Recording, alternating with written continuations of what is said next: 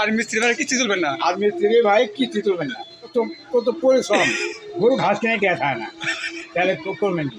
নেবার লাগে না, নেবার লাগে না। আবার সকাল 8টার সময় খেয়ে আবার 10টার সময় দরব দিতে হবে, তাহলে এগুলো তো পরিশ্রম করতে হবে। আবার বাসা কোথায় মারা লাগে। আরো বাসা নেওয়া লাগে, আবার ফিশিং দেওয়া লাগে, ফিশিং দেওয়া লাগে। আর ফিশিং দেওয়া লাগে, আবার শীষ মারা লাগে। আবার সিঁড়ি। এ তো জানতো না। আমাদের পন্ডিত দাদা কত ডিজাইনের মেশিন নেয়, এদের কাঠ এগুলো দিয়ে আবার নিতে পারে, তো দিয়ে বান্ধব পারে। আবার তেল দিয়ে আবার এনে পারে। এই যে এলে পোষা না, এর বেতন ধরে 700 টাকা, তাহলে একটা কামের দিন বুঝুই নেবো 15,000, এই 13 হয় না। কারণটা কি? তাহলে তো ব্যবসা চালু হয়েছে। চাপ হচ্ছে।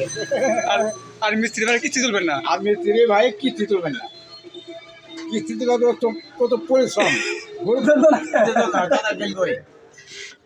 এই কারেন্টটা উড়ে তুলছি।